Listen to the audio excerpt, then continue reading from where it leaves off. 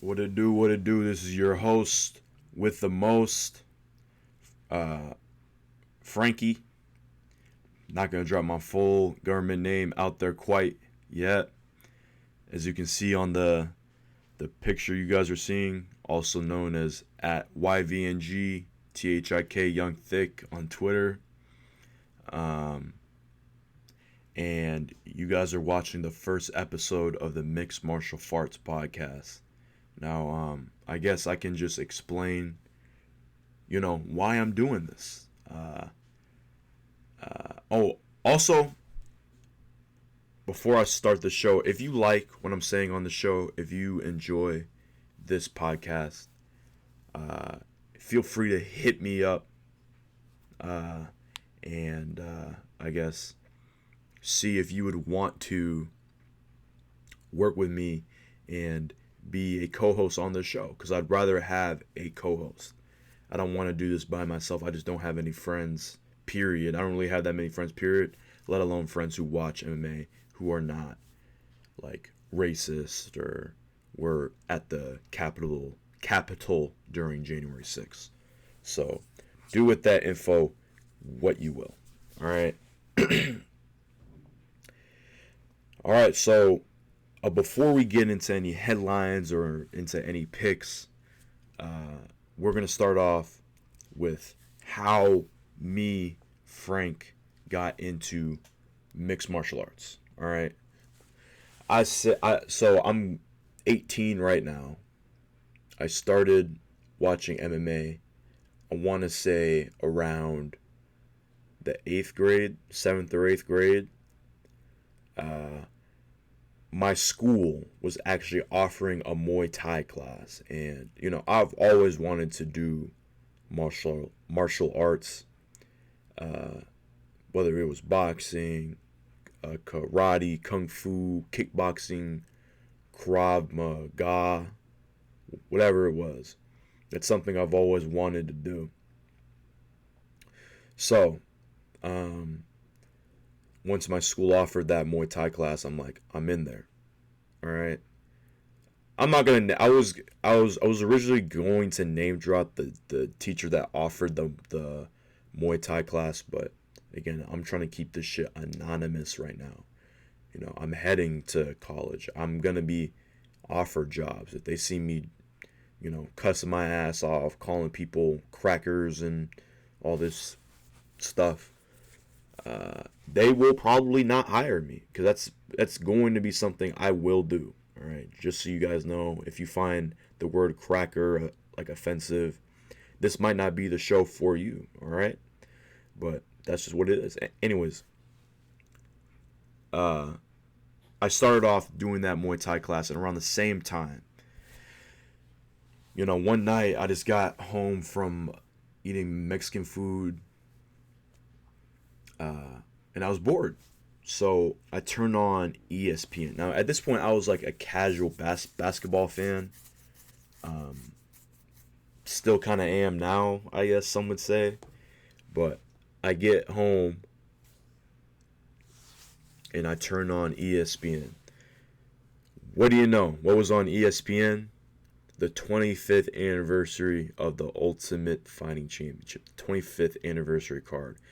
And for those who don't know, that was Korean Zombie versus Yair Rodriguez. Okay. And that was that. So I tuned in. Now, I want to preface this by saying I didn't even get to the main event, because you guys gotta understand, I was in like the 8th grade. I went to sleep pretty early at this time in my life, and I was in my living room watching this too, so I didn't want to wake anybody up or any of that watching fucking cage fighting. So, and I think I remember randomly going into my parents' room, then asking if I could watch TV in their room, and I randomly turned on. I saw that UFC was on, and just because I've like this again, this is always something I've been like interested in, but I just never actually got into it until I want to say like Well, you guys will see. Anyways, I remember when I was around like maybe 12, I went into my parents' room and I turned on UFC because I thought, again, I've always thought it was interesting and it was funny too because I think Roy Nelson was fighting. Seeing a big fat guy knock folks out can be pretty funny at times. So, yeah, I mean, and look. So yeah, but back to Korean Zombie versus Yair Rodriguez, okay? There's a few fighters I remember either watching video packages or just watching on that card. I remember watching Devontae Smith, who I don't even know if he's in the UFC anymore. He hasn't fought in like a long ass time, so it's probably not even in the UFC now at this point in time. But hey, then I remember watching a video package for Mike Perry versus Cowboy. For those who don't know, that was a fight where Mike Perry got hit, like his nose like fucked up. This is when Cowboy wasn't old and washed. So yeah, I remember watching a video package with Mike Perry. And listen, here's the thing with MMA. Once I watched that Mike Perry video package, I knew that this sport was like not a normal thing. This is not like boxing. This is not like basketball. It's not like football. It's not like soccer. This is like a completely different sport. It's a completely different thing. And I've always been like, not always. I wasn't even a sports fan until I was like 11 or 12. Like I didn't start watching like basketball until I was like 11 or 12. It's because I've never really thought sports was that fun. Like I was never good at sports. I swimmed, but I didn't. Who gives a fuck about swimming? Yeah, I never thought sports was that fun until I watched MMA, and then yeah. Anyways, but that night watching Korean Zombie versus Yair, I'm like, this is a sport for me. I couldn't find a sport that was truly for me. Basketball was okay, but I knew I'd never even be able to even get close to playing basketball because I'm not that tall. I'm a bit fat. I don't want to run up a court for like an hour long. That's something I do not want to do at all. So, and then, but this sport was something. It's quick. The longest this shit will ever be is 25 minutes. Okay, and chances are it's gonna end sooner than that. So, for that reason, I'm like, this sport's fun, and that's the thing with other sports. I can't sit like I'm Gen Z. I've basically always had a phone in front of my face for my whole entire life. If I want to watch something else, I can't. I don't have a long enough attention span to watch an hour of basketball. I just don't. So yeah. This is also the same year Korean Zombie and Yair Rodriguez was also the same year as Habib versus Conor. So I knew that was going down too. That was something I kind of had my eyes on. Didn't really know about what was going on during that, but I knew that was a thing that went down. Obviously, I knew who Conor was. Conor is Conor, so you're going to know who the fuck that guy is. Okay. Then, they shut down the Muay Thai class at my school because they only wanted to do it for like the small kids, and I was not a small kid at this point in my life. So from like I want to say early 2019 to maybe April 2019, I didn't train, but then I went into a boxing gym. Boxing was the combat sport I was definitely best at. I've trained in 3 combat sports. If you want to count kickboxing and Muay Thai as the same one because they basically are. I've trained in 3 combat sports. Easily the best one, or the one I was best at, was boxing.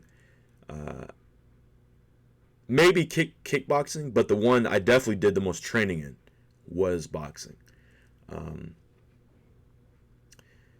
Boxing was fun. Started watching boxing too, and I trained at it was a free boxing program for young kids. So I'd go in there, I'd train with these guys. At one point start sparring. And yeah, I mean, listen, I really like boxing, but the thing is that it was a free boxing program. I was only able to train like twice a week, so I never. The point is, I never really got good at boxing. I never had a proper fight. Actually, I didn't really fight at all. I was about to have an exhibition match, but with how these exhibition matches would go, you would just show up. If they had a guy your weight there, you'd go ahead and fight. They did not have any guys my weight there. I'm a pretty weird weight class. I probably weighed around like 180 then. So that's kind of a weird weight, especially for guys my age. So, yeah, I mean, the point is, I wasn't really able to fight that night, but and then like a few months after that, I had to stop fighting because I had to go work. So yeah, but yeah, boxing. I met a lot of friends. I only talked to one of them now, but I met a few friends there. We had a camaraderie there. We were all cool. We all helped each other. We all sparred, and it was just a very fun place to be. And that even pushed because some guys there would also cross train, so I talk with them about MMA. And also like MMA, I like boxing. I watch boxing. If there's a big boxing card, I'll probably talk about it on this show. There's no big boxing this week, I don't think. I haven't watched Morning Combat. Yeah, I don't think there's big boxing this week. They didn't talk about it on Morning Combat. For those who don't know, Morning Combat is my absolute favorite podcast in general. I think they had the best takes. I think they had the best production. I think they're funny. And yeah, if you don't watch Morning Combat, and if you're like a true hardcore MMA fan that really is like into MMA, I don't think you're doing this shit right. But hey. All right. So, yeah, I mean, I'd go to the boxing gym. This is from like 8th grade to 9th grade. Actually, no, 8th grade to 11th grade. 8th grade to my junior year is when I boxed. I just finished up my senior year now. I'm not gonna tell you guys which college I'm going to yet. But yeah, 8th grade, junior year, I boxed, and then COVID hit. Obviously, I couldn't train for a bit.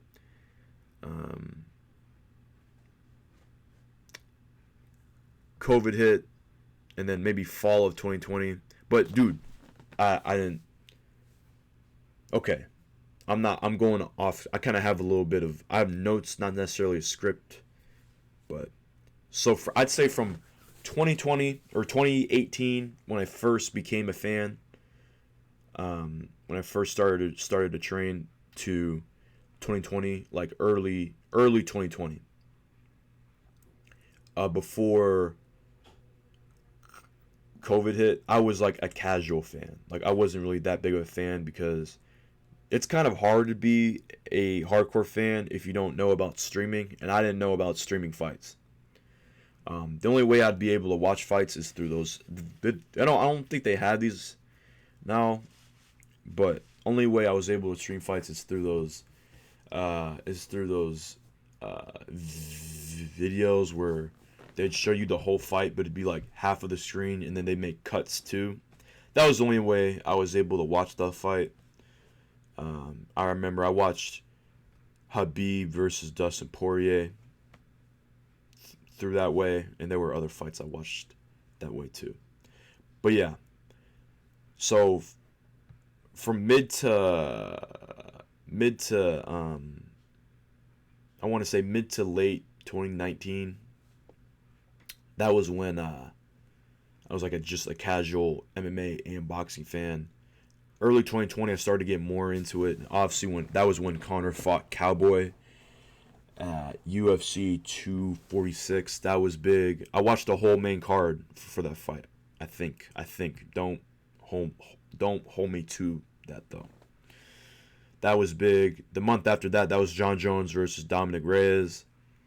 That was big because of the controversy. And like at that point, I claimed to be like a John, because I mean I guess I was a John Jones fan. Because listen, look, I bet there's MMA fans like this now. You might be a fan of somebody without even like watching them fight. Like if you're a new MMA fan, you're just gonna go back and watch the old fights, see who you like the most. John Jones was that guy, and also John Jones was pound for pound #1. I mean, he was fucking. I don't gotta explain how good John Jones was. He was fucking John Jones. But yeah, John Jones was John Jones. So, I was a fan of his. Israel Adesanya. He used to be, dude. If you knew me, I was glazing Israel Adesanya, dude. And you know, part of me is glad I'm out of that era now, because dude, Izzy says some just stupid shit in the fucking media, and I bet we'll get to that in this show. I bet we'll have top 5 cringiest moments. Israel Adesanya will be on that list.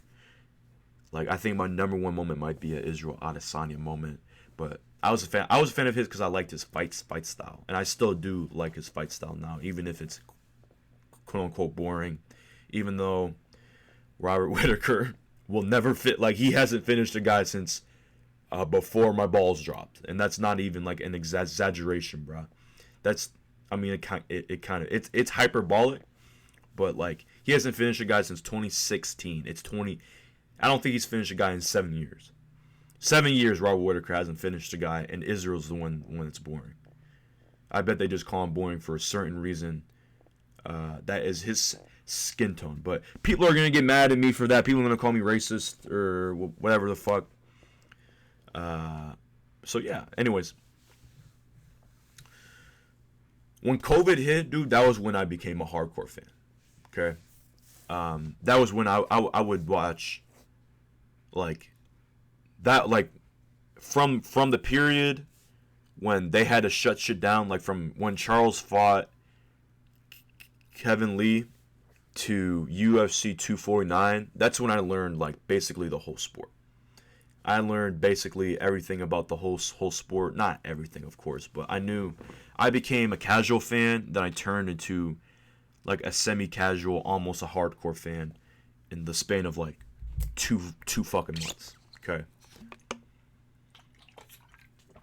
UFC 249. That was the first card I watched the whole thing through. And dude, if you remember that card was fucking stacked. Because I mean, they fucking missed two months, so they had to fucking stack it. But hey, yeah. So I watched that. From there, I didn't watch the 2 fight nights they had after that, but the fight night after the Jacksonville cards, that was it wasn't a numbered card. That was Woodley versus Burns. That was when Burns entered into his prime, I'd say. You can say the Damian Maia fight was in his prime too. That would be fair. But Woodley versus Burns, that was when I became like a true hardcore fan. Because at that point, I was watching every Saturday. Only card I missed was probably fucking Jessica I versus Cynthia Calvillo, because I'm not gonna watch the shit now. So yeah, and yeah, from there I'd basically watch every Saturday, and it's been like that now. It's been 3 years, and I'm still like a every Saturday watcher at this point. Then fall of 2020, I want to say that was when I started training at a kickboxing gym. I almost dropped the name out there, but I cannot be dropping the name out there, especially because if I keep on talking about this gym, I'll expose that gym was low-key doing some controversial ass shit. The head coach may have been dropping the N-bomb while being a 5'3" white man. But hey, past is the past. Anyways, at that gym, that was when I started training Muay Thai and Brazilian Jiu-Jitsu. Yeah, I did that for, I want to say like a year. Yeah, I'd say a year. I trained there. The thing was that gym was so goddamn far from my house. I didn't have my driver's. I still don't have my driver's license. But now I have an actual reason. Because, side note, I was recently diagnosed with epilepsy. So, do with that information what you will. But yeah, I after that year of training at this gym, I basically had to quit combat sports because number one, I was getting burnt out, and two, that shit got boring. No, not it. It didn't get boring, but like, dude, I got a job, and juggling all of that shit, it's hard, especially on like a fucking 16-year-old kid. I didn't need to be doing that. So I quit. I stopped going there, or at least I stopped going to that gym. I think I went to the boxing gym a bit more, but dude, I had to quit boxing too, cause like, dude, you take head trauma, dude, and I'm going to college. I'm going to college for a business major. I can't be in a professional setting talking like acting like I'm BJ Penn and saying that like CTE doesn't exist when all this shit, and just I can't have CTE. Like that's something I cannot have. But I obviously I still was a massive fan. I'm still a massive fan now. So yeah, that's, I guess, a intro to me as a fan. I'm more like I kind of came late as a fan compared to most fans, most hardcore fans for sure. But like, dude, I'm a bigger fan as I'm not, but point is I'm a very big fan. Okay. So another intro to me I wanted to do, just so you guys understand the type of guy I am. I'm gonna break down my top 5 current favorite fighters. All right. I kind of whipped this up right before I started recording this, but yeah, I mean, look, this is just to give you guys an idea what type of fan I am. All right. So top 5 favorite fighters right now. Let's fucking go. Number 5. Also, I'm going to do it 5-1 because there's a suspense in that, I guess. Number 5, we got Jailton Almeida. I know he's new, but dude, I love this guy, dude. I love this fucking guy. He just came on the scene. I basically watched his whole every fight that's mattered.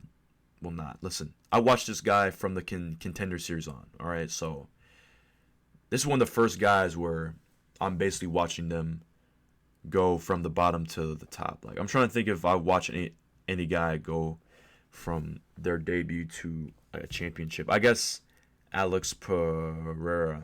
I watched his whole build, but what is he like? He's I don't even think that guy has 10 fights yet, so you can barely count him.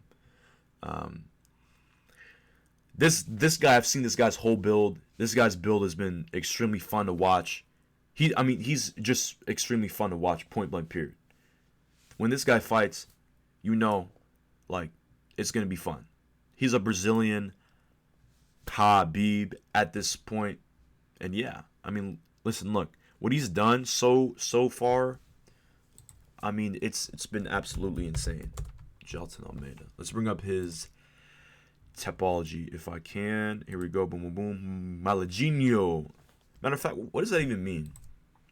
Portuguese to English. I know, pretty sure the Reno means last time it was like shovel or something. I don't know. Malagino. How do you say his name? How do you, or not how you say it? How do you spell it? Malhadinho. I know it's obviously that's not how you say it. Malhadinho. Tabby. Bro, I don't even know what that means in English, let alone Portuguese. Anyways, okay. So yeah, dude. I mean, what he's done to, I mean, he's fucking beating Rosenstruck, Shamil Abdurrahimov, how you say that guy's name, Anton Turkali, who's not really that good, and then, dude, he beat the GOAT, Parker Porter, dude. And that's insane. That's actually insane. You have to put respect on his name for that. Then he beat some fucking Dagestani guy, Nasruddinov. He's not that good of a Dagestani guy. I mean, but he was undefeated till he fought Jelton. So do with that what the fuck you will. Anyways, Jelton, I love seeing him fight, and I think if you were to ask me who's the guy to beat John Jones, I'd probably say him. And at heavyweight right now, who's going to beat John Jones? I'd say it's him. Okay. Jelton is just, I mean, he's so fun to watch. I mean, he's just extremely fun to watch, and it's been a blast watching this fucking guy fight. So, yeah. Number 4, like, this is another, like, a lot of these guys are just going to be guys where, like, I feel like, I mean, obviously, once I get to a certain point in my fandom, I'm going to watch, like, every guy's build, but my next guy on the list, smash everybody, kill everybody, brother, alhamdulillah, smash everybody, kill everybody, Hamza Borz Chimaev, bro. Now, for those who don't know, I used to be a up and coming rapper under the name yvngthik. That's why that's my Twitter name. But if I were to have a new rap name, I'd make my rap name Borz, dude, because I'm a lone wolf too. For those who don't know, Borz means wolf in Russian, okay? And I'm a lone wolf. Hamzat's a lone wolf.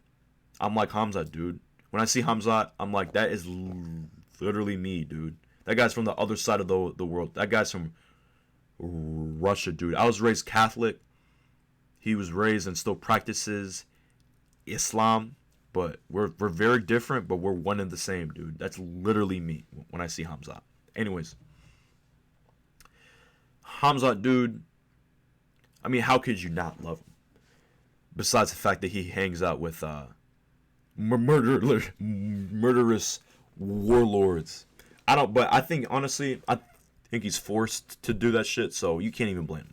He might get his dick cut off if he does not take a picture with Ramzan Kadyrov. So you can't even blame Hamzat for that shit. Anyways, Hamzat, dude, it's been amazing watching him fight every time. Like, again, with these first two guys, I'm just picking guys that, like, dude, when you watch them, it's insane. Because I bet when you watch these guys on a card, you see guys going to decision, you see wars, you see all this shit. But when these guys fight, except for the Burns fight with Hamzat, it's complete, utter domination, dude. More than anybody we've ever seen. And that's what's so insane about this shit, dude. It's complete, utter domination. Point blank, period. And you have to respect that, dude. You simply have to. Hamzat is an absolute beast. He's great on the mic. Calls out whoever the fuck he wants. Has balls big as fucking trombone-sized stones, like John Holmes, as Chael Sonnen would say. The GOAT Chael Sonnen. And, like, dude, I can't think of much else to say, dude. Hamzat's an absolute badass. You have to absolutely just love Hamzat. I cannot wait until this guy fights again. I hate how they're holding him back for Abu Dhabi. I just love watching this guy fight. Point blank period. Next guy on my list, number 3. My number 3 favorite fighter, dude. Corey the Sandman Sandhagen, dude. This fucking guy. I love watching this guy fight, dude. He's skinny, lanky, but dude, that guy can hit. Guy has thump. And the guy is a fucking badass, dude. Rarely a boring fight with this guy. He's fought the best of his weight class. He's fought Jan. He's fought Aljo. He's fought Dillish. This guy is fighting the best at bantamweight. This guy, I mean, he's it's insane. He's fighting the best at bantamweight, and he's winning. In recent years, not most of the time, but dude, he's gonna come back, and he's gonna win. Okay. I don't know who they're gonna matchmake him against next. I'd like to see him fight Henry, because dude, that's a winnable fight for Corey. That's a great. Listen, you guys remember? I believe Henry went on some talk show, and he was talking about going up to 145. This was before Volk was champ. Somebody asked him about if he wanted to fight Max, and like Henry straight up said, Max is tall as hell. Boom, boom, boom. If I'm not mistaken, okay. Max Holloway and Corey are the same height. Okay. Max Holloway height. Let's see. That guy's 5'11". Okay. And then let's see how tall Corey is. Already spelling the name wrong. Corey Sandhagen. Let's see how tall he is. I believe he's 5'10". Will Sherdog give me his height? Yes. Bro. Not only. Okay. No, he's not 5'10". He's 5'11", dude. Corey Sandhagen's the same height as Max. Okay? Corey, if he keeps his wits about him, that's a fight that he can easily win. I'm not crazy to say that Corey's the better striker. I'm not crazy at all to say that Corey's the better striker. Corey has dynamic striking. Dude, that guy's a savant on the feet, dude. Straight up, point blank period. He's crazy on the feet, bro. Absolutely nuts. He does crazy things on the feet. You guys saw that for Frankie Edgar knockout. Okay? I don't need to bring that up, dude, because you guys saw it. Okay? So, Corey, and dude, I haven't even gone to the personality yet. Corey's such a humble guy. Humble guy, doesn't say stupid. Listen, with all these guys, maybe except... Okay, maybe Hamza doesn't say anything crazy, but he might do something crazy not even in the media, just in general. Besides my number 2 guy, who might say some. I mean, I don't think my 2 guy says anything that bad. All these guys on my list, dude, they aren't saying stupid shit in the media. They aren't like that dumbass idiot Jake Shields saying that, like, basically just saying that all trans people should die. They aren't saying stupid shit like that. They're keeping their mind. These guys are just out here trying to feed their families, dude. That's what matters best, dude. These guys are just being true fighters, shutting the fuck up and going out there and fight, dude. And that's what I love. Okay? That's what you have to love about these guys. Jelton Almeida, he might be saying crazy ass shit, but he's probably not. I don't know what he's saying. So yeah. Corey, absolutely great guy. If you don't like Corey, I don't know what the fuck you're doing. Corey's a absolutely amazing fighter to watch. Amazing fighter to see. I love watching that guy fight. Okay. Again, well, a lot of these guys, there's not much I can say besides the fact that they're just straight up badasses. Number 2. I love this guy. I basically watched this guy's whole build. I watched this guy's prime. And I don't know if he's in his prime yet. He might be. He might not be. I love this guy. This guy's funny. This guy can fucking bang. This guy will fight to the death if he needs to. This guy can be technical. This guy can be a brawler. He's well-rounded. Actually, he's kind of well-rounded. I'm talking about the Trailblazer.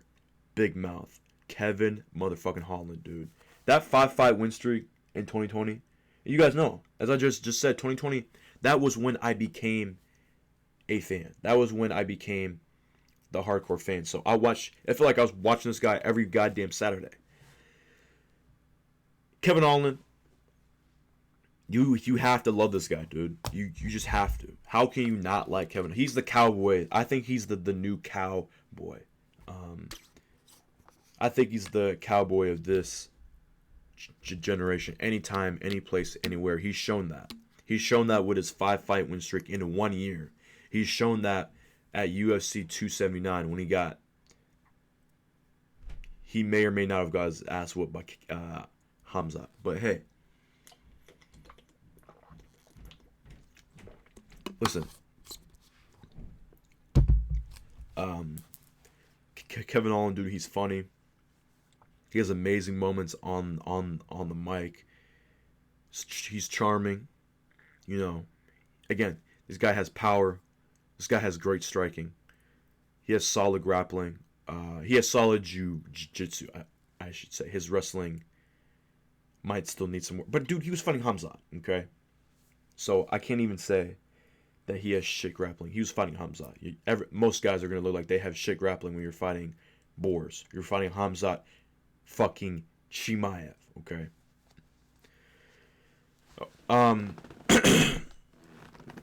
Yeah, man. I mean, listen. Kevin Holland, he's a great fighter, dude. And, dude, the thing with all these guys, I believe that basically all these guys can still make their way to a world title, okay? Some guys, it's going to be harder than others. Hamza and Jelton, I think they will get to that point. Kevin Holland will be hard. Corey Sandhagen, it's going to be hard just because he's in a deep-ass weight class. And then my number one guy, he's technically gotten to a world championship. But, dude, like, Kevin Holland can get there. Like, he can get there. He's going to go through a lot of setbacks, but he can at least get to a title shot. I think so. He's going to... A lot of these older guys at 170, they're going to start to wash out too. So, Kevin Holland, and especially now that Hamzat's not even in this weight class now too. Listen, Kevin Holland, he's going to be doing great things at this weight class, okay? 170 is his weight class. He's looked great here. And listen, everything about this guy is exciting as fuck. Everything. How can you not love this guy? This guy comes out to bang every time. This guy just comes to fucking fight. I mean, that's all I can say. This guy comes to fight. Okay? So, yeah. On to my number one guy, dude. My favorite fighter in the whole Ultimate Fighting Championship. El Diamante. Dustin the Diamond Poirier. Okay? Dustin Poirier, how can you not love this guy? Charitable. Again, doesn't say stupid shit in the media. Technical brawler. He can switch from both. He's usually a brawler though. Can't lie. He beat Conor twice.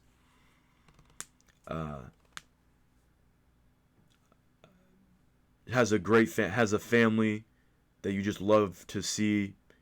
I mean, has his own hot sauce brand. I actually have my own bottle here. If I was using a webcam on this podcast, I'd show it. But dude, you have to love this fucking guy. You have to. You have to. Okay? You have to love this guy. It's Dustin Poirier, dude. Again, fought everybody at his weight class. Everybody this guy's fought. Everybody in his era that was good at this in this guy's weight class, he's fought him. He's fought okay, hold on.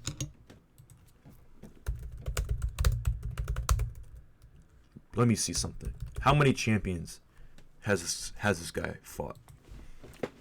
Let's see a list of every lightweight champion.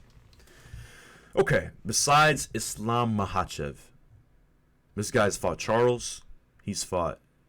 I'm not going to count the interim. I mean, he's fought this guy, but he's fought Habib. He hasn't fought Tony, but Tony was an interim champion, so you can barely count. He's fought Conor. He's fought Alvarez. I don't think he's fought RDA. I don't think so. And I believe when RDA was champ, he might have still. No, I don't. I think it was a little bit before that. I think. Let me see. Yeah, no. Okay. He hasn't fought RDA, but he was just coming up in that weight class. He's fought Pettis. Has he fought I don't think he fought Hendo. He didn't fight Enger, and then now we're not in his era anymore. Okay. And then when he was at 145, I believe he fought all those guys too. He did fight. I'm pretty sure he fought Aldo. I think. I believe I'm right about that. Did he fight Aldo? I don't think so. Yeah, I don't think he fought. I think that's just a figment of my imagination.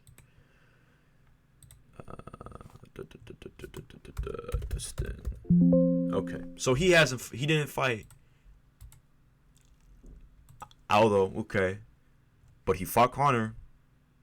He fought Max, and he did not fight Volk. But yeah. Listen. The Dustin Poirier, dude, that guy fought everybody in his weight class. He fought every champ since 2016 to 2022. That's insane. That's honestly insane, dude. And you have to give Dustin Poirier his flowers. That's something you have to do. You have to give Dustin Poirier his flowers. You have to give him his respect. If you don't respect Dustin Poirier, you don't respect this sport, point blank period. You're just a casual fan that's here for Connor, that's here to fight, or that's here to watch Izzy. Yeah. That's my top 5 favorite fighters. Now we're going to move on to the picks of this week, okay? This card this week, it's a solid main event. Is it the best fight you can make at men's flyweight? Nope. But it's a solid fight, okay? I haven't, oh shit, I realized I haven't done my topology picks yet.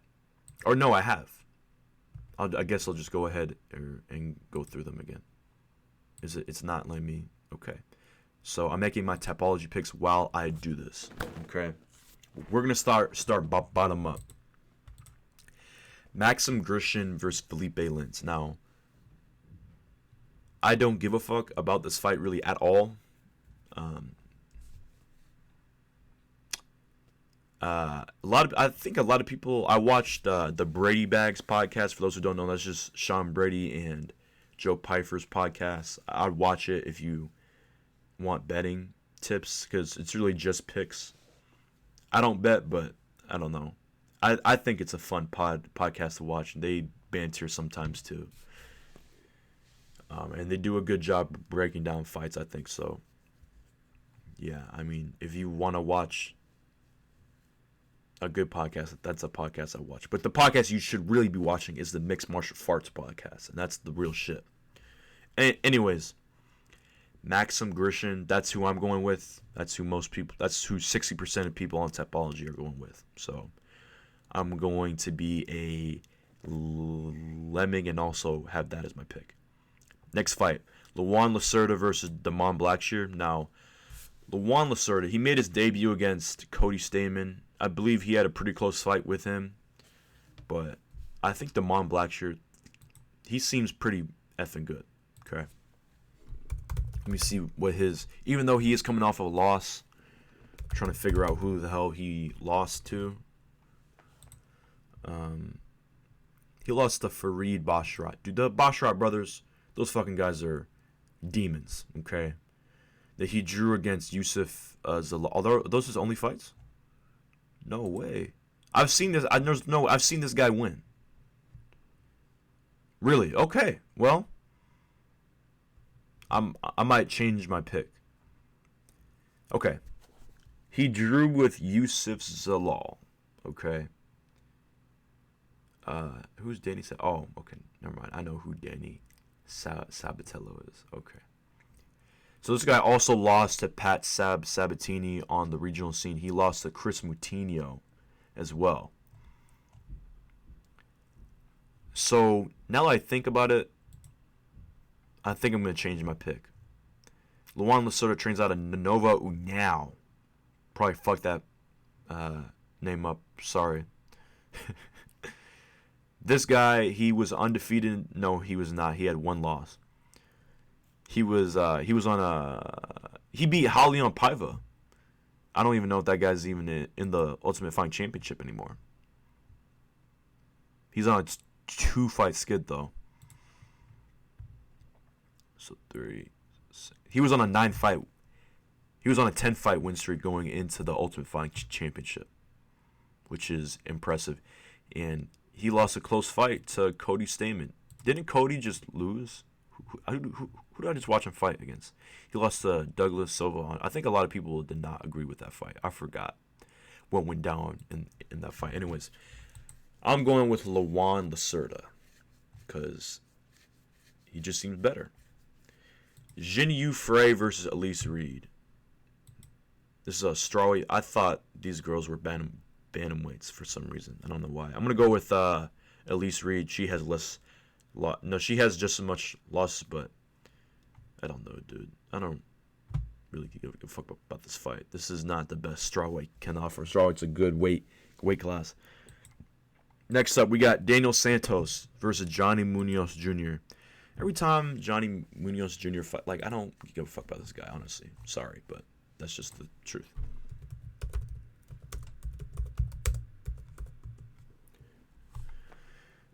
Let's see what his wins and losses are in the Ultimate Fighting Championship. He fought Ludwig Xiaonan. He was on Tough that one year on the Volkanovski one. That's a okay win. I don't think that guy has any Ultimate. Why do I keep on calling it Ultimate? I don't think he has any UFC wins. He does not. Okay. Yeah, and he's on a 2-fight skid. And I don't think he's in the UFC anymore. This guy lost to Tony Gravely, who's like a solid bantamweight. He's got Jamie Simmons. Who the fuck is that guy? Yeah, I don't know who the fuck this fucking guy is. What the fuck? Like, dude, this fucking guy. I mean, this guy's just not that. Like Johnny Munoz, he's not an impressive guy at bantamweight. This guy Daniel Santos fights out of Charles's camp. That's already a plus. He lost to Julio Arce, but dude, Julio Arce was kind of on a.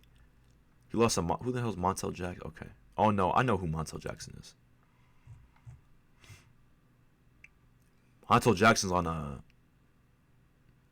First of all, he's been in the UFC for longer than I thought.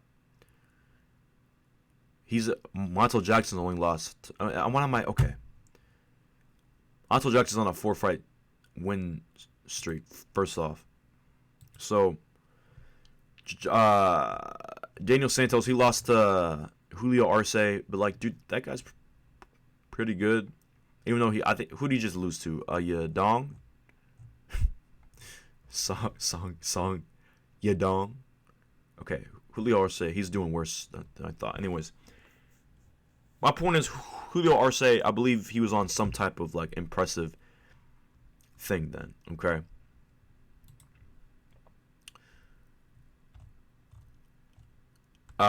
Daniel Santos just beat John Castaneda, who I believe is like a similar level fighter as goddamn. I wonder if you guys can hear my dog barking. John Castaneda is a similar fighter to Johnny Munoz.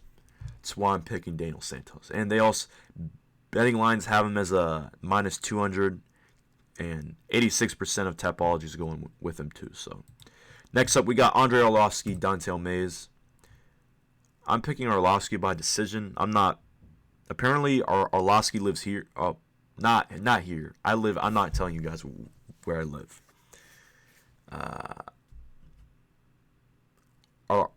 Arlovsky, he only has one loss. He was on a who the hell did he lose to? Hopefully, my family members does not come in the basement right now and do something. Anyways,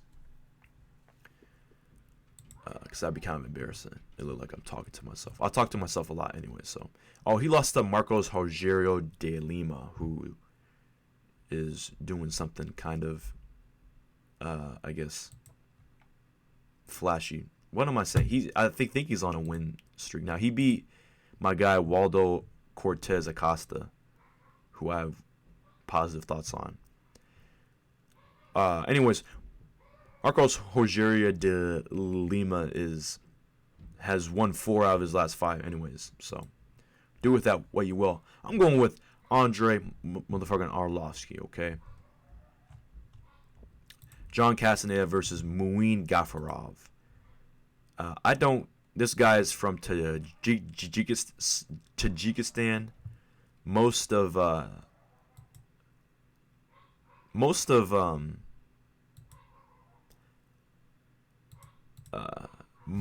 Tapology is going with him. He's number 1 ranked bantamweight in the Southeast Asia, I guess, category. So I'm going with him, dude. I think you guys can hear my dog. Anyways, Eliza, I don't know how you say this guy's name. Elizu Zaleski dos Santos. I don't know why there's no dos Santos here. Anyways, he's fighting Habib's cousin, Abubakar Nurmagomedov. This guy's last name is Nurmagomedov. Oh, no. I'm going... Okay. I mean, I guess... I don't know. I picked Zaleski before, but, dude, you gotta respect the name. Jamie Malarkey. He's fighting... This one's going to be a fucking struggle. Mohammed Dajan Naimov. Jamie Malarkey, he's a solid lightweight. He's won 4 out of his last 5. But Naimov's on a 3-fight win streak.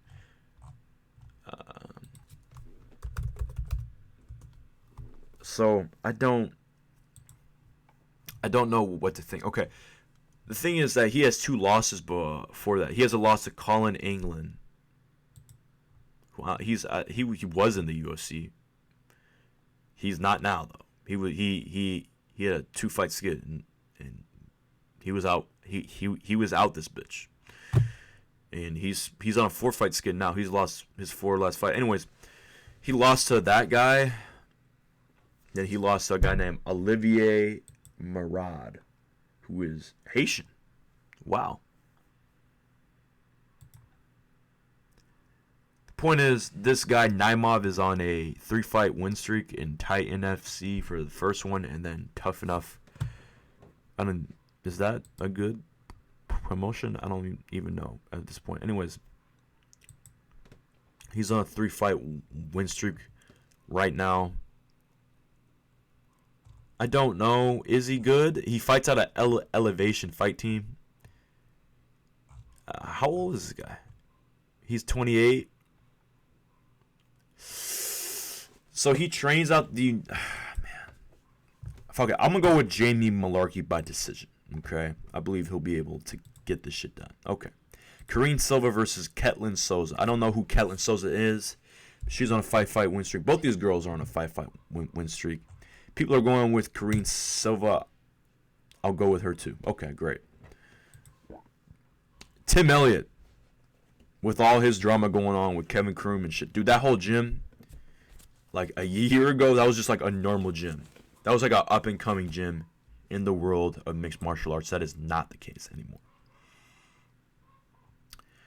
Now that whole gym just has drama on top of drama on top of drama.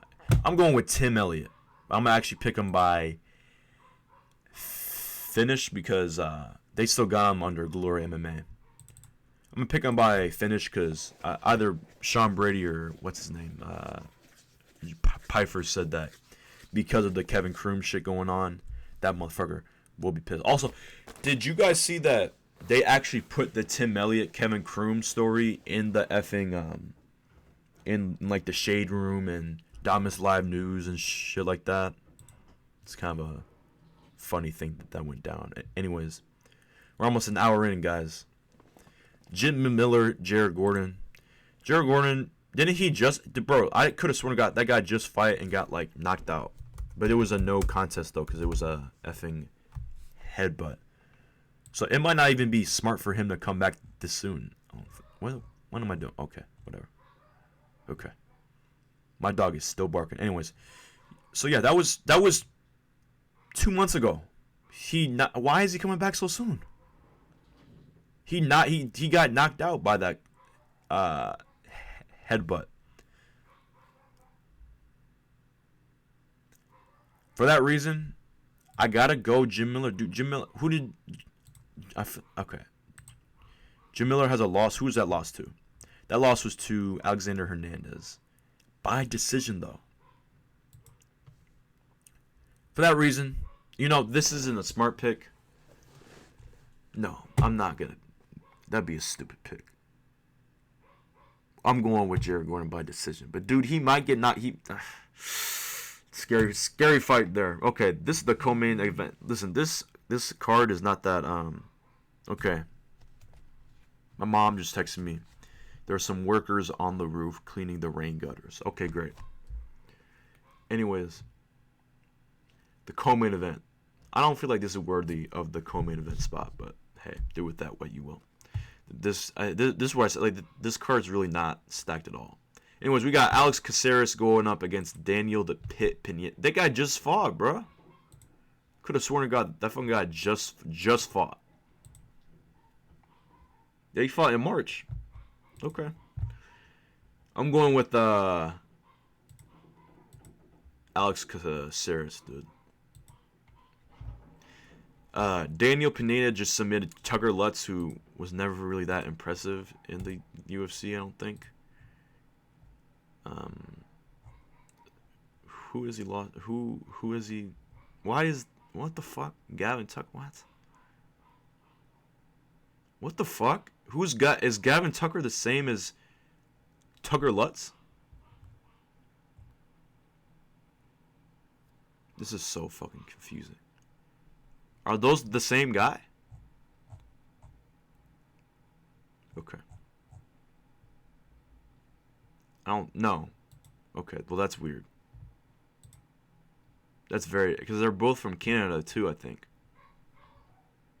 Okay, yeah, can I just get... Yeah, just give me his topology. Why didn't that show up? Oh, apparently Tucker Lutz is not Canadian for some reason. He's lost to Pat Sabatini, which is... Okay, that fucking guy's tough. He's lost to Daniel the Pit Pineda. He's 1-2 in the UFC. So yeah, I'm not gonna pick him, or I'm not gonna pick Daniel Pineda. I'm gonna pick Alex Caceres because Alex Caceres is tough. Who did Caceres just knock out? Alex Caceres. Spelled his name wrong, of course. Alex Caceres. Bruce Leroy. I feel like it's kind of I hope he made that up. I hope he made that name up himself. That's just some white guy making up that name. That'd be kind of racist. Motherfucker's gonna be triggered about that. Okay, his last loss was Sadiq Yusuf. So he's, dude. He was on a 6-fight winning streak. So he's 7. He's won 7 out of his last 8. For that reason, I'm gonna pick him. I'm gonna pick him by a late knockout, actually. Main event time, guys. The main event of the evening. Okay. Kai France, Amir Albazi. I do not know how this fight's going to go. Both these guys are good. Both these guys are talented. But I'm going with, this fight is a pick'em. -110, -110. Anyways, I'm going with Kai Kara-France. Okay, going with Kai Kara-France because dude, he's fought the better guy straight up, point blank, period. Let me bring up his topology right quick. Kai Kara-France. Okay. That guy's fought.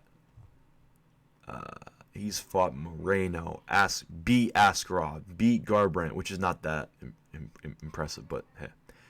Beat Bontarine, lost to Royval, but we all know that Royval's also good. Beat Tyson Nam, beat Halion Paiva. This fucking guy can fight. This guy's a very talented, impressive fighter. And that's why I'm picking him. I believe he's coming into his own. He fights out of a phenomenal camp. Only at this point in his career, he's really only lost to the best. Which is why I'm gonna pick him in this fight. And dude, I believe in that fight against Brandon, like they were low key going back to back. I believe Kai did steal at least some rounds. I'm pretty sure.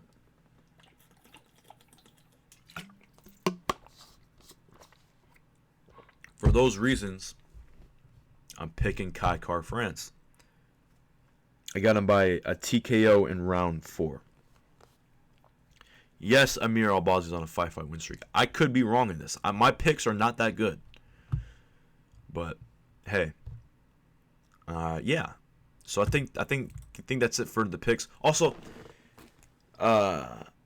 next week this is gonna be a weekly podcast for now. I think I'm gonna do this basically like I'm gonna go over last week's picks and we're gonna make the picks for this week, but there weren't fights last week and I didn't have a podcast last week. I didn't even think about doing a podcast last week. This is a idea I came up with yesterday. So yeah. Anyways, next up on the agenda, this is kind of like the last part of the agenda. I might cut some of this shit out, just because it's not necessary. A lot of this shit's just making sure that I fill the time gap. I was shooting for an hour, and we've got there. Anyways, I have 3 things I do want to touch on. The first thing is going to be the recent matchmaking we're getting in the UFC, and yes, we do have 291 coming up, but dude, this week is thin. I believe there's only 2 ranked fighters fighting this week, which is like, I think we have 3, because I believe Tim Elliott's ranked. What other shit do we have? Yeah. We have 2 ranked fighters fighting this week. That's not what I want to see. That's not what I came here to see, dude. Like, I mean, yes, it's a free card. Yes, I mean, listen, 3 ranked fighters. That's just not that good. Like, you guys gonna put some women's bantamweight fights on there? I mean, it's something. Do something. I mean, listen. This card is not that deep, and I believe I'm working this day too, which is like I'm not even that sad about, because this card is not that deep anyway. So like I can't even be that mad at that. Let me see if you guys can hear when I turn the mic. Hold on.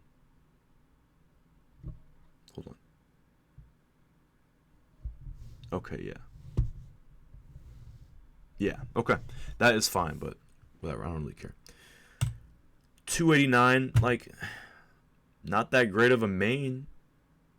Like, yes, I'm gonna watch. Am I gonna pay for it? No, I pay for most pay-per-views, but hashtag TikTok Live.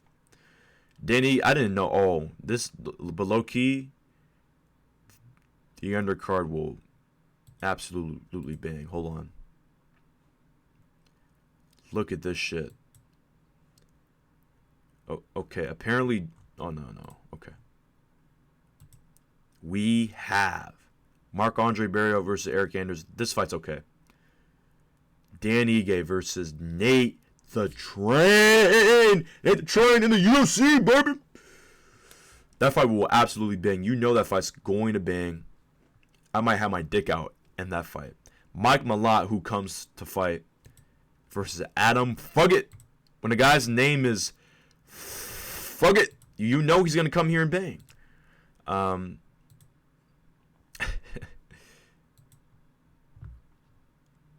So for that reason, I'm not going to pick him. I'm going to pick Mike Malott because fuck, I hate how Google does this shit. Okay.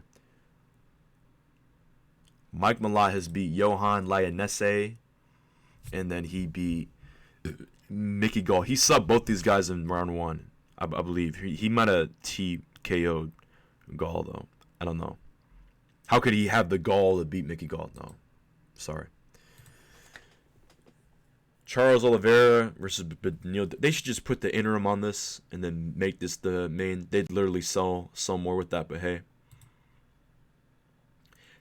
Matt Schnell's back. Khalil Roundtree's back too. But like, dude, this isn't that stacked of a paper. Chris Curtis is back too. But like, you guys can see these cards aren't that great. Vittori versus Cannonier, like this is an okay fight, but dude, this co-main on this fucking card is absolutely it makes zero sense at all. Arman Tsarukyan versus Joaquim Silva. What are we doing? You're telling me no other ranked lightweights signed to fight Arman? That makes zero sense. Let's go through the lightweight rankings right the fuck now. I find it hard to believe the 14 other guys. Well, obviously you can't put them in there against like Chandler's or something. But seriously. You're telling me, so he was scheduled to fight Hanato Moicano. You're telling me you couldn't have called up Grant Dawson? That'd be a good fight. That'd be an amazing fight, actually.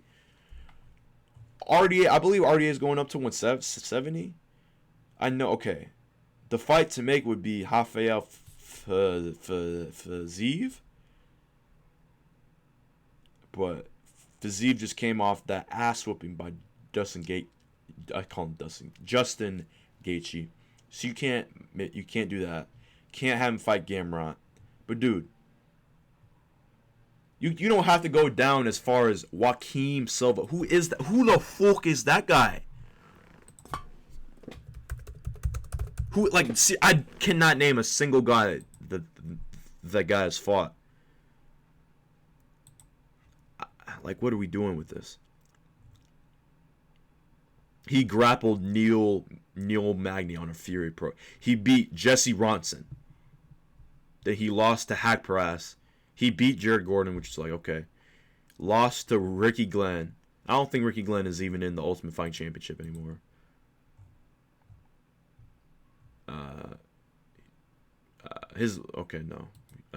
He might actually be. Lost to Vince Pichel. I think that's how you say his name. Who's 40 years old. Like, dude, who the fuck? He beat Jesse Ronson. That's his most recent win in October of last year. Who isn't even in the UFC anymore. So, like, dude, what the fuck are we doing? Like, seriously, what are we doing with this? That matchmaking makes zero. You're telling me Grant Dawson can't fight. You're telling me that the ballsy motherfucker Matt Frivola can't go and fight. It just doesn't make any sense.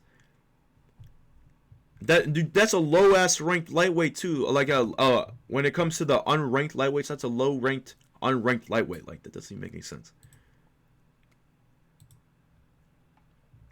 Let's see what other. Now I like the Vittori versus Cannonier. A lot of people are hating on it because they think it's going to be boring. It might be, but that's like the most meritful. What the fuck? Oh, that's probably the workers on the damn rope. That's the most meritful fight that you can make here, though.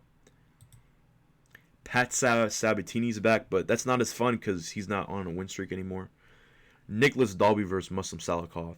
Dude, I'm so pumped for that fight, dude. It's insane. Obviously, I'm joking. Honey Barcelos is back, but he just got knocked out by Umar. Dude, I bet on that fight. I bet on Prize Picks for Umar to beat him by, or I think I bet on him to shoot more than 2 takedowns. And he randomly turned into Anderson Silva, knocked the guy out. That shit pissed me the fuck off. Anyways, Jimmy Flick is back, but he's on a he I think he's on a skit. Zhalgis Zhumagulov is back. That fucking guy. Does he have? He has. I think he's like the Nick Cannon of Kazakhstan. I think he said he has like 14 kids or something. Zach Pauga versus Modestas Bukauskas. That's a who did Zach? I think Zach Pauga just beat some guy. He beat Jordan Wright. Wow. Okay. As you said, okay. Emmett versus Topuria. This is actually a great card. I can't hate on that one. Strickland versus Abus Magomedov. What the F are we doing with this? This is terrible matchmaking. And the rest of the card besides, I mean, Ismail Bonfim is back, but like, dude, the rest of this card is kind of shit too. UFC 290, I mean, that's IFW. But dude, this one pissed me off the absolute most. Saturday, wait, hold on. When is IFW? Okay. I might be out of town. I mean, obviously, I'm still gonna watch, but I think I'm out of town on this week. Anyways, I'm doing my fucking scheduling while doing this podcast, dude. This is insane. Saturday, July 15th. Literally one of the worst, man. This is Cynthia Calvillo versus Jessica Eye Levels. Holly Holm, and like, dude, if they had Holly Holm against like a respectable women's bantamweight, this would make a lot more sense. They're having her fight Mayra Bueno Silva, dude. What the absolute fuck? What did Mayra Bueno Silva deserve to get the Holly Holm fight? This fight makes zero sense at all. This fight sucks. This fight sucks. The balls of like like this fight sucks bull balls. This fight is terrible. Fuck this fight. I hate this fight. Asmal versus Ty Burr. That should be a great fight. Obviously, UFC 291. They did the damn thing with that. But I don't think that Paulo Costa fight is on though. Luque versus Dos Anjos. I don't understand this fight, and it should not be a main, but have to fill dates. UFC 292. We have a fight headline that's not even booked yet. But I forgot, bro. They got Zhang Weili versus Amanda Lemos. What they should do, bro. Because I think what they're gonna do, they're gonna get a Jamal Hill on this card. Move this now. I know that they don't headline effing. They don't headline championship fights with fight nights. The last time they did that was 2020. But low key, use this to either have this as the main event, like you can low key. Zhang Weili. She's the most exciting female fight. Like, she's so exciting. I love watching her fight. In this win streak she's been on, she's been an absolute fucking hammer, dude. You could put her against goddamn I don't know why. First of all, I don't know why the fuck they're having her fight Amanda Lemos, dude. Didn't she just lose? Like, I know she's off of a win. She's 36. Okay, she's on a 2-fight win streak against... But she's on a 2-fight win streak against Michelle Watterson and fucking Marina Rodriguez. Marina Rodriguez just... Like, that's not a good fight. And she just... Last year, she got standing arm triangle by Jessica Andrade, who just lost again. Like, what the fuck are we doing? I forgot who did she just lose to? Yan Xiaonan. She got knocked the fuck out. Why are we not... Like, dude, why the fuck are we not putting... Yan Xiaonan versus fucking Jessica Andrade. It makes versus Zhang Weili. It would make the most sense to put it in China, but if you can't put it in China for fucking, and I know that Rodriguez beat Yang Xiaonan, but dude, Xiaonan knocked the fuck out of Jessica Andrade, one of the best strawweight fighters of all time. I at first I thought when I said that's hyperbolic. That's just not even fucking hyperbolic, dude. Though. So, dude, it makes zero sense. Maybe Xiaonan is hurt, But dude, you could have fucking put in there has to be other fighters that you can put in. Don't do fucking Carlos Esparza. You could, I mean, you could have put in. I mean, is she ready? I mean, that would be kind of just bullshit as Amanda Lemos. Okay, but dude, is Zhao not hurt? Like, is she hurt? Because why is that not the fight? Put that fight in China, Shanghai, Beijing, where the fuck you want to? And if you can't put it in China because of like sanctions or something, put that shit in like go back to Singapore, go to like Vietnam or something, dude. Do something. Do something, dude. Do something smart, please. I mean, like, what the fuck are we doing? What are we doing with this, dude? This is a terrible fight. This fight's pissed me the fuck off. So yes, UFC 2. At least we get to see Zhang Weili back. Like, because honestly, I'm just happy that we get to see her back because she obviously she's like an. Also, it's funny. Aljamain Sterling and Zhang Weili have the same exact wins and losses. They're both 23-3. Just pointing that out.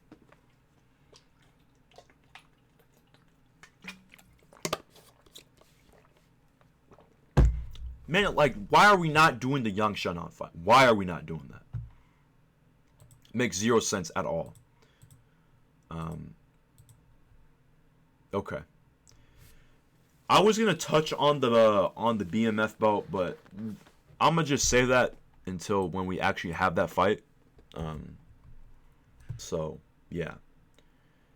What I do want to touch on is that last night we had the first episode of Tough. For this season of Tough. Now, I didn't write any notes about this episode. I probably should have. This episode was okay. Brian Campbell actually did like a post-fight thing for it, and I thought that his thoughts were basically the same as mine. And a comment that I fucking loved the most is that there was more crying on this episode than actual fighting. That's the truth. Like, dude, this is the thing that ESPN does, is that they do this shit where they want to make like fights, like, or they not fights. They want to make sports like emotional as fuck. You guys ever watch the NBA draft? They bring up every dead relative you fucking have. No dead relative gets unannounced. John Anik does this shit all the fucking time. Both of these fighters have custody battles involving their children. He brings up like the family of the fighters. I don't give a fuck at all. Like, right after Dustin Poirier knocked out Conor, and this is no hate to Dustin Poirier's daughter, but he's like, Parker's dad got it done. Like, that's not, we don't even know who Parker, most people don't even know who that is. Now, I could just, well, actually no, because he said it's her dad. You guys get the point, though. That like, I don't want to hear about somebody's family unless if it's Conor saying, your wife is in my DMs. Hey, baby.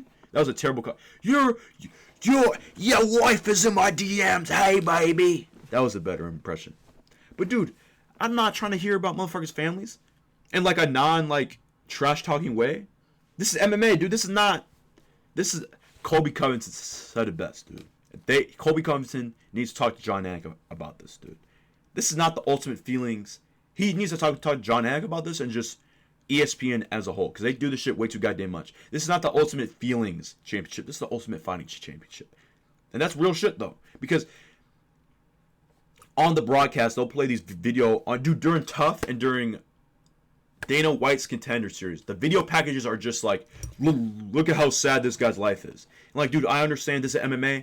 These fucking guys are broke as hell, and their lives are terrible. But dude, that's they try and turn that into, look at how great this sport is. That's the bad thing about this sport, dude. They try and act like like they can't change that. You guys seen the John S. Nash shit? That motherfucker, the fucking UFC right now is making bank. Okay? So they're acting like they can't pay these guys more. Anyways, they dragged on way too long showing that bald guy that Roosevelt Roberts knocked the fuck out. Also, yeah, spoilers for Tough. Sorry, but I got it. I got that shit. The first thing I see on Instagram, ESPN post a highlight. It's like, great job not spoiling for this shit from. I was at a party last night, okay? For those who know me, that's a very rare thing. So I was not able to tune in. Anyways. I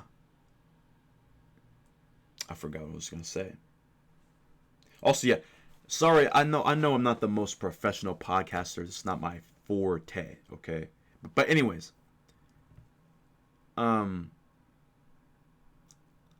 There was just too much, like, feelings. There was too and it's not that guy's fault for crying. I'm not hating on the guy that got knocked out for a cry. I think his name was Nate Gentleman. Yeah, I don't blame Nate for crying, but I blame the fucking producers and editors for putting 15 minutes of this guy's sob story about this guy's life. I don't give a fuck about that shit. I really do not. I don't give a single flying fuck about that shit. I don't.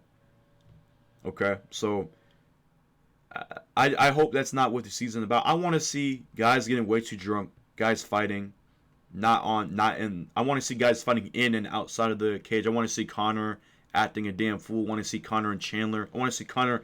What we really want to see. We watched this season to see Connor roast the fuck out of Chandler. We saw that shit in the first scene. We didn't see it much more. Okay, and they put the first scene out and they posted it a trillion times on social to make sure people actually watch this shit. So, I don't know, dude. Besides that, the episode was good. It's weird to see Connor's doing a lot of weird shit. I believe there's a scene when he was in that green, like, soccer jersey, I think. Okay, I don't know if you guys can hear that. They're doing work on the house. I believe in that scene. Connor was like, I believe he was either drunk or on cocaine, and I'm not even doing a bit here. I think he was dead ass on coke. He was. I mean, I don't know what's going on. Listen, I think Connor will probably lose. And not be... Listen, I think if Connor comes in proper shape, he can beat Chandler. The thing is that he's not going to come in proper shape. He's going to come in coked out. And God, we don't even know how this USADA thing's going to fucking work too. So, yeah, man. I think that's all. I think that's all my thoughts on Tough 31. And we're at a hour and 22 minutes as well. I believe every podcast will be this long-ish. I was shooting for an hour. So yeah, if you guys like this episode, like, comment, send this shit to your friends. Do whatever the fuck you need to do to get this podcast going. If I would, I'd add clips, but I don't have like video to maybe I'll just put a Subway Surfers clip on it. But also, that's a lot of work that I do not have time to do. And anyways, I'm going to try and promote this shit on Twitter. Put this shit in comments on random people's shit. Anyways, that has been the Mixed Martial Arts Podcast, Episode 1, the beginning of the Mixed Martial Arts Podcast. I love all of you guys for watching. If you made it this far, I love you. If you want to see more of these, please comment down below. If you want to see more of these, comment your takes, comment your picks, comment all of that shit. With that being said, I love you guys. I'll see you guys next week. Goodbye.